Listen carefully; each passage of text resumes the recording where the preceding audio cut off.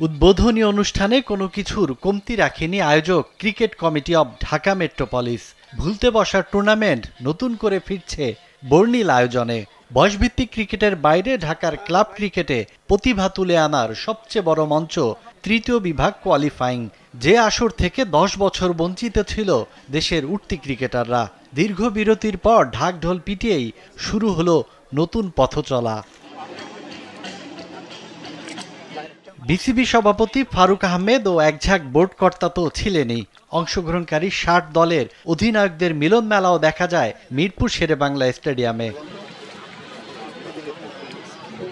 ঢাকার 7টি গ্রাউন্ডে হবে 120 ম্যাচের টুর্নামেন্ট। স্যান্ডেলিনা সো, রূপচর্চায় আভিজাত্য।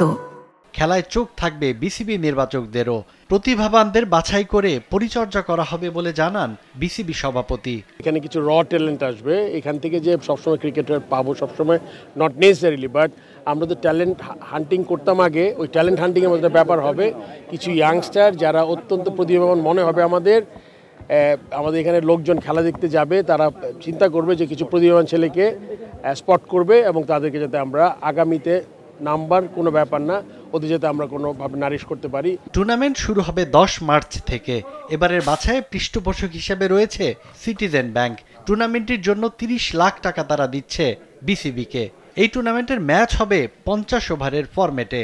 খেলা হবে লাল বলে, খেলোয়াড়রা পরবেন সাদা পোশাক। 12টি গ্রুপে ভাগ করা হয়েছে 60 দলকে। এরপরে গ্রুপ সেরা 12টি দল নিয়ে হবে সুপার লিগ। সুপার লিগে খেলা 2টি গ্রুপ থেকে সেরা 2টি করে মোট 4টি দল তৃতীয় বিভাগ ক্রিকেট লিগে খেলার যোগ্যতা অর্জন করবে। সাজ্জাদ খান, কালবেলা।